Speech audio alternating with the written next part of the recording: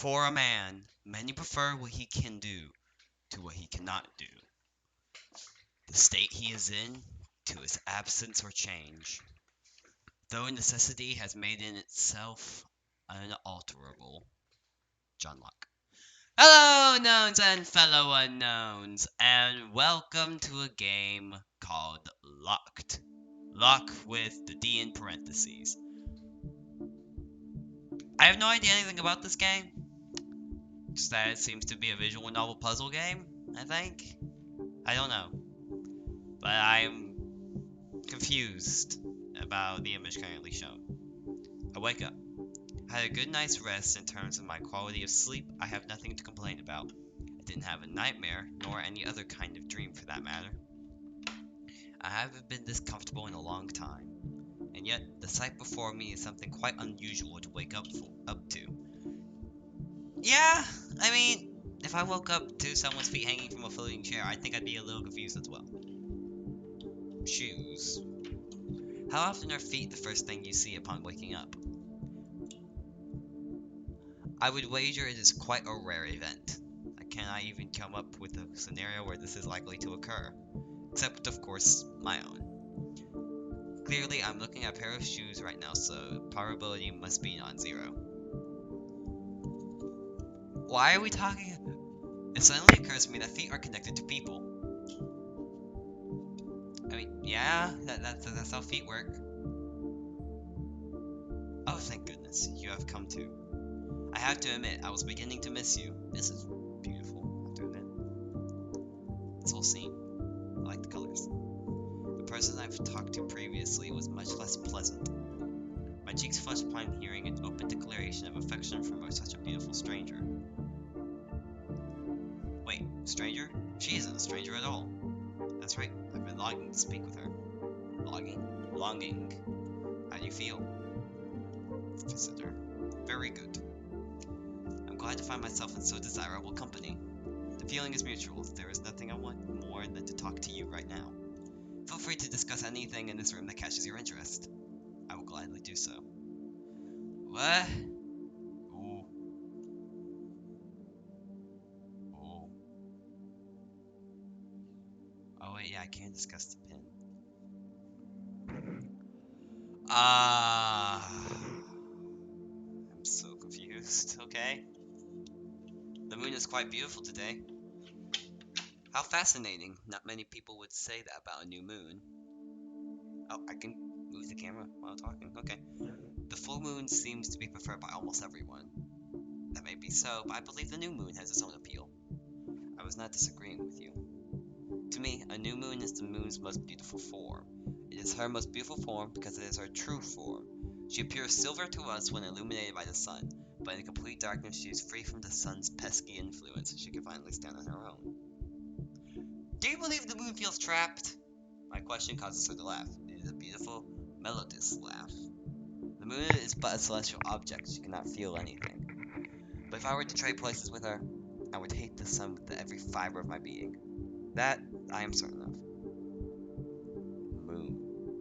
Okay, so just got an achievement. Is everything recording okay? Everything going properly? I have no idea. I think so. Yes, it is. That's a computer? What is such an old computer doing here? Old? Do you characterize it as such due to its size? It's true that as technology advances, it becomes better at creating more efficient, smaller parts. On the other hand, if a modern computer is very large, we assume it to be proportionally powerful. But this computer size has no correlation to its age nor its computational power. It is built that way for a much more simple, if not primitive, reason. It's just... What? It is supposed to fit a human inside. Yeah, what? Is someone being kept there against their will? Of course not. There's no need to worry, it's merely an exhibition object. In fact, everything around us is but a buffet to provide us with topics to discuss. This computer in particular might be the most curious thing. Are you familiar with the Chinese room argument? The Chinese room? Where have I heard that from before? Would you care to explain it? Gladly. It is a thought experiment, so please open your mind to a hypothetical scenario. Suppose you do not know any Chinese and are put into a room. In that room, you find rulebooks that tell you precisely how to convert a given combination of Hanzi to a new string of characters. Occasionally, you'll receive letters through a mail slot out from outside the room. You write down answers according to the rulebooks and send them back out. Since you follow the rules diligently, your answers are proven intelligible, and people outside assume you are a fluent Chinese speaker. But are you? Evidently not. From looking at the characters alone, I have no means of learning to understand them. No matter how long I pursued this task, I would never become capable of speaking Chinese.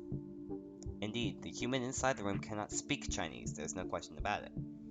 And since the program of computers is analogous to how I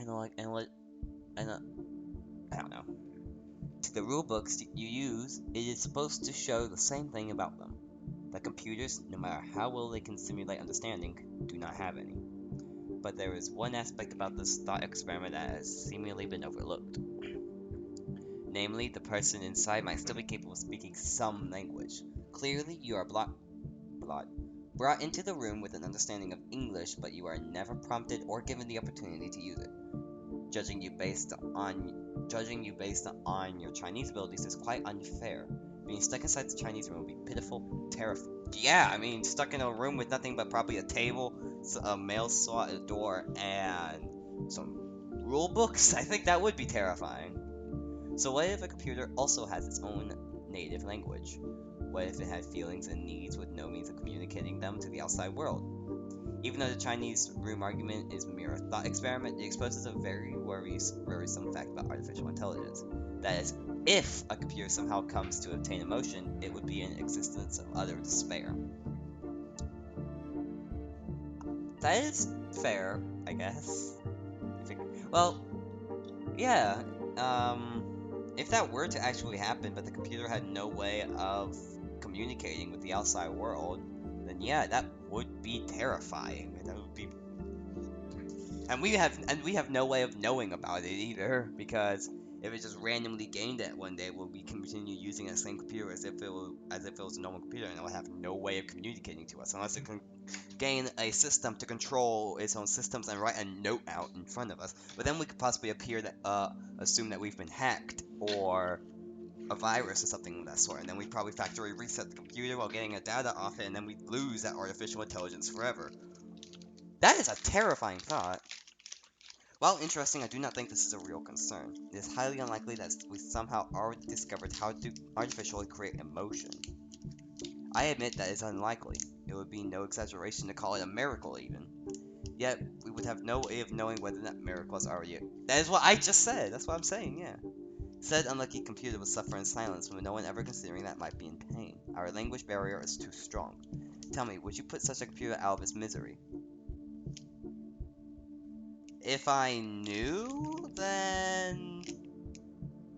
Okay.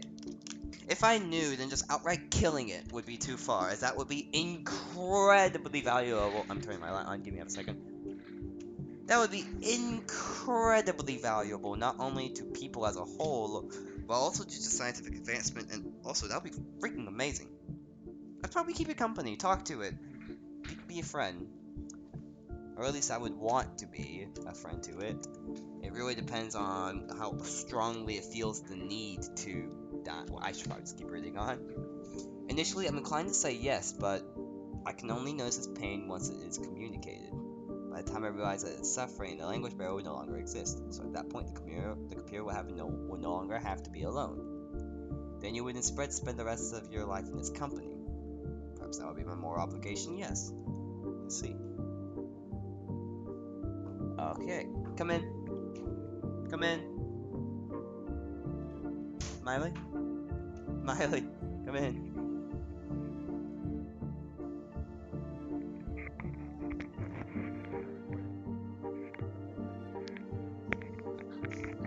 Hi. Fine? I can't. I'm sorry. If you'll give me a few minutes, then I can.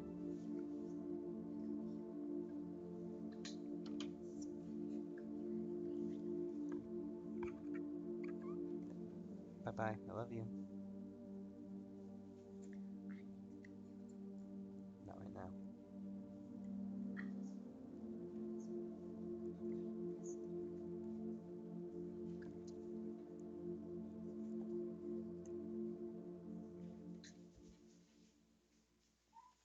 Love you.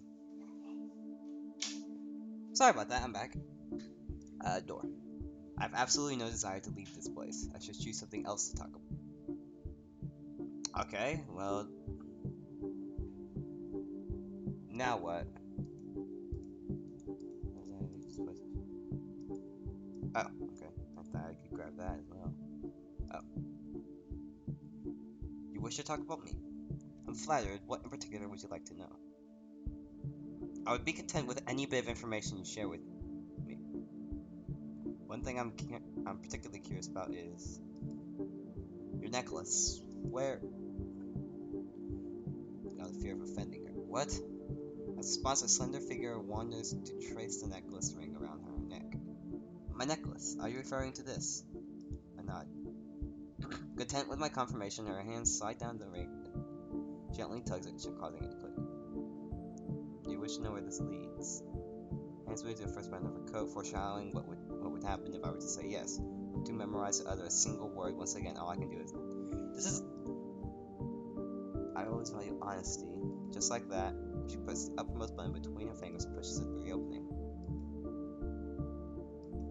Fluid clothing. Nothing about this is inappropriate, and yet I feel like I am witnessing something I should. Something not meant for my eyes. Something I can never turn back from. Bearing a knowing smile, she repeats the same motion with the remaining buttons of her coat.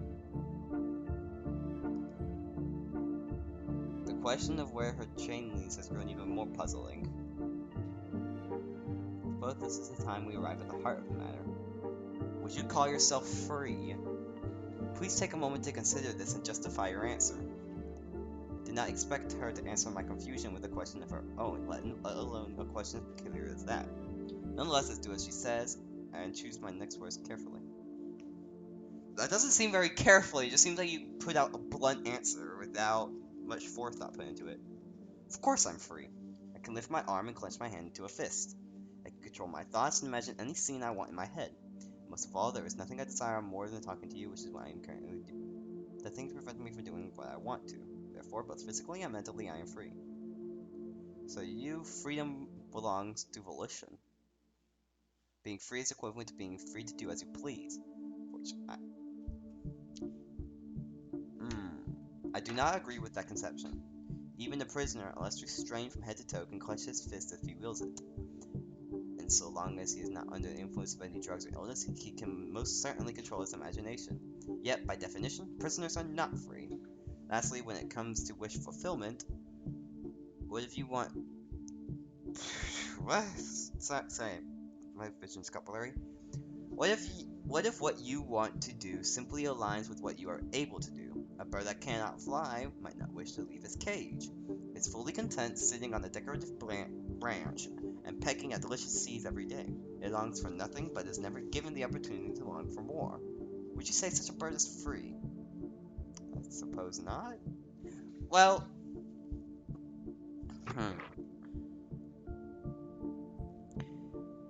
in my definition, I do not agree with, in my understanding, I do not think freedom is the ability to do whatever you want. It is the ability to do what you can. For example, humans cannot grow wings and fly. However, we can talk to people and be social, if we want to, that is.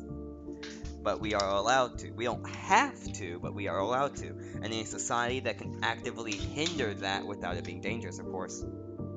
Like talking to someone and that talking to maybe end up being dangerous, prohibiting that, to an extent, can be understandable.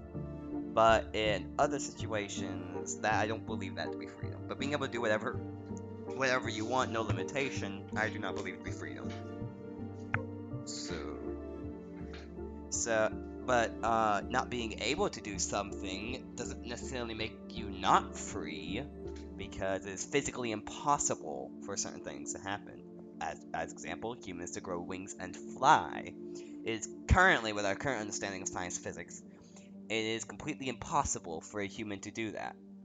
So that doesn't make you any less free, because you can still research to try and get to it, albeit if you have the knowledge and intellect to actually do that. There's a lot of other things I'm tiptoeing around here, though, and some of the factors that go into this, but in a basic definition, yeah, I don't agree with either host or visitors.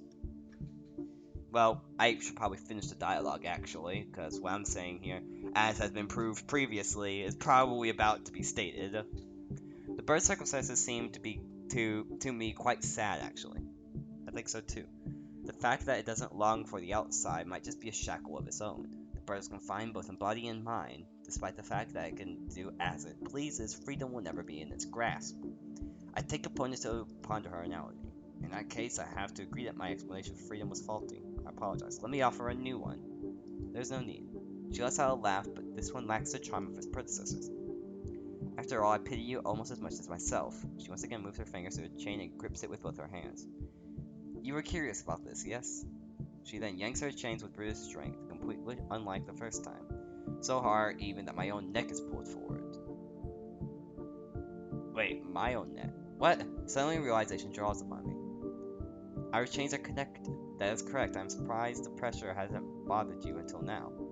To be honest, I still cannot feel it. I only know that it is there. That sounds much more comfortable than my own. I am painfully aware of it at times. I would not describe my own circumstances as comfortable. Why am I connecting to you? Connecting? Why am I connected to you? Was this your doing? No. I wish I had any amount of control over this place, but unfortunately I do not. If you discover a way to break free, I would love to know about it. First time since waking up, I no longer feel at ease sitting in this chair. Her presence is no longer enough to keep me calm. In fact, her smile, which appeared to be so charming before, now seems unsettling. I stand up, the only sound in the room being the rustling of our chain. It was a pleasure talking to you about taking my leave. Fortunately, the chain is quite long, and if necessary, two of us could stand at opposite ends of the room.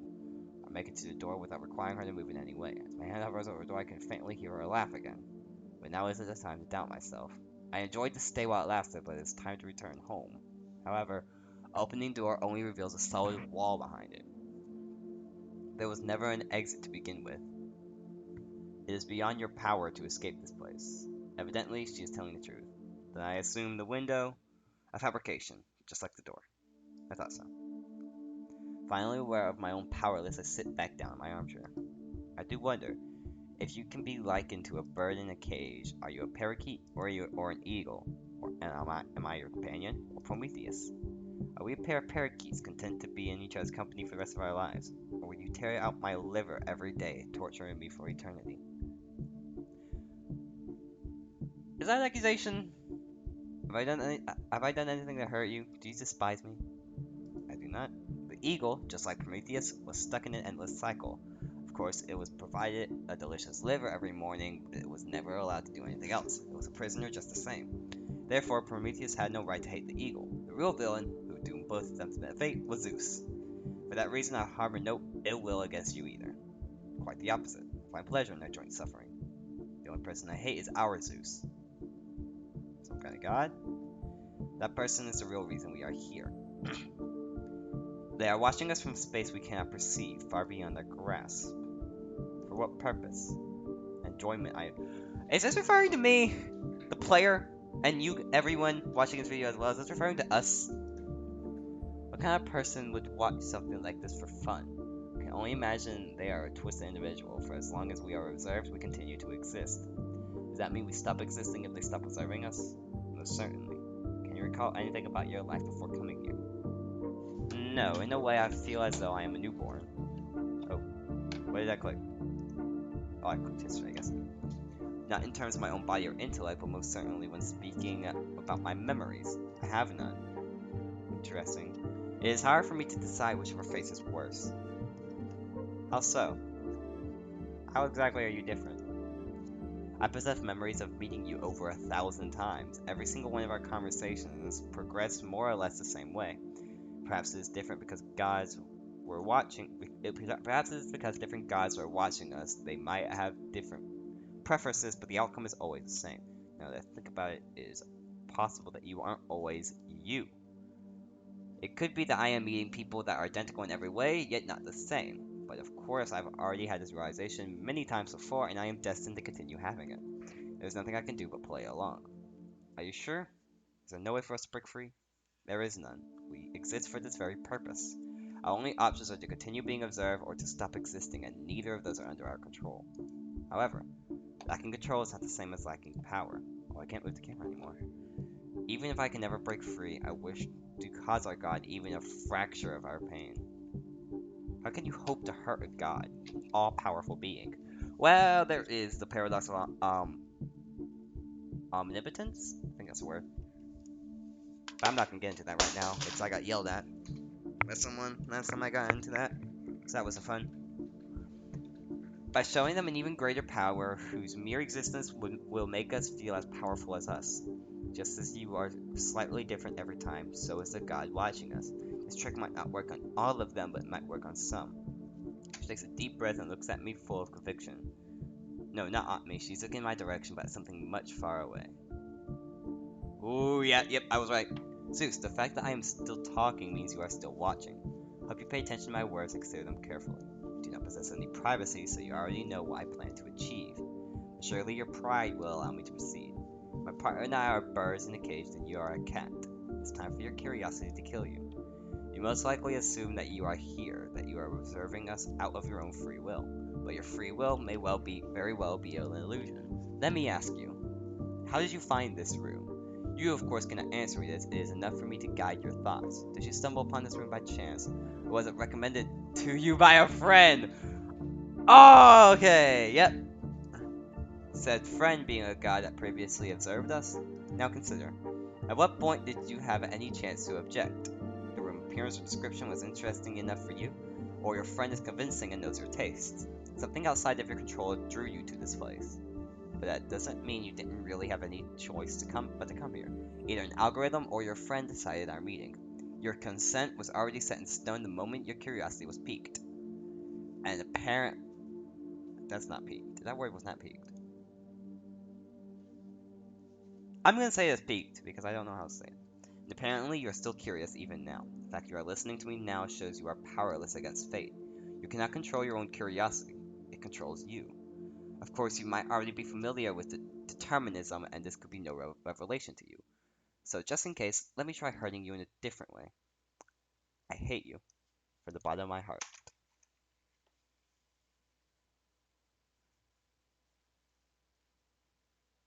For a man may prefer what he can do to what he cannot do, to the state he is in to its absence or change. The necessity has made it in itself unalterable. John Locke. I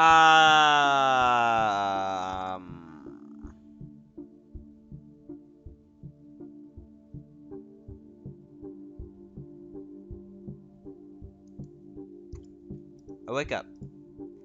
I had a good night's rest in terms of my quality of sleep. I have nothing to complain about. I didn't have a nightmare nor any other kind of dream. I haven't become to one in a long time, and yet the sight before me is something. Ah.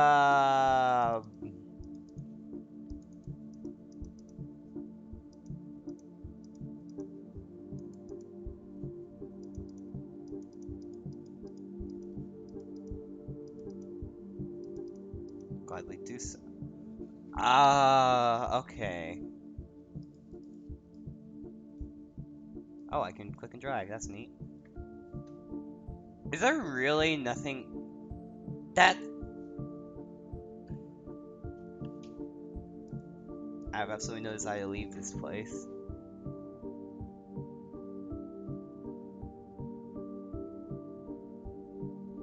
Oh, I can only talk about her whenever I fully finish all these two things.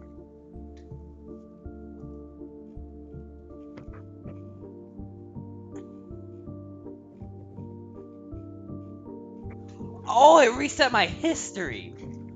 Oh, that's interesting. Okay. Hmm. Hold on. Yeah, I've already gotten all the achievements, so is there really nothing else I can do except just close the game and save them from this? Locke was made within 2 weeks for heavily expired.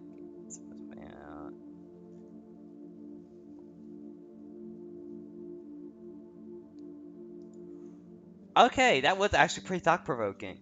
So, yeah, I fully agree with the host, yeah. If I were in her position, I would hate me too. But then again, can you not feel any sympathy as well to someone who may very well be trapped in a similar situation? As actually, if the way I'm understanding it is correct, as she described it, I could just be interpreting this wrong. That her their god is trapping them there, i.e., me and everyone here watching, or anyone else that's played this game. We could very well be in a similar situation where we are trapped to our own concept of free will, forcing forced us to play this game out of curiosity.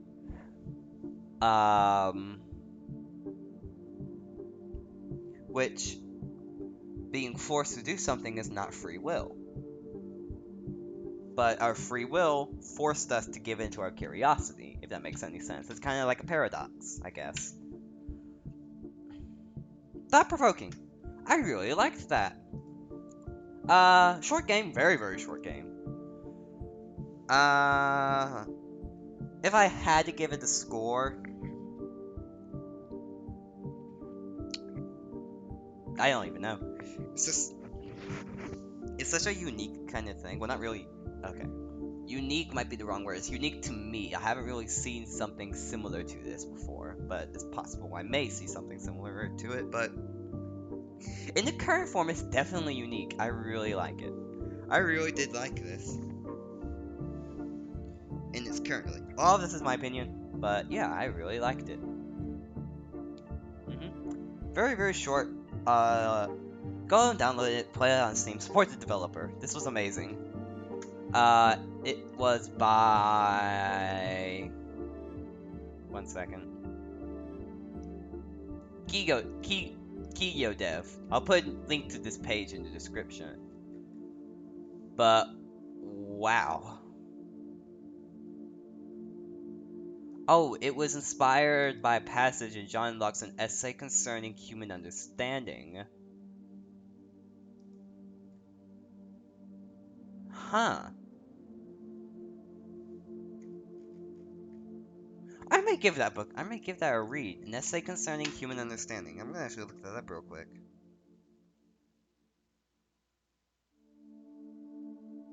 An Essay Concerning Human Understanding. Book by John Locke. 1689. I did not know that it was that old. Okay. Yeah, I really don't have anything else to say. I really, really liked this. This was really nice. Also, mine. I took that.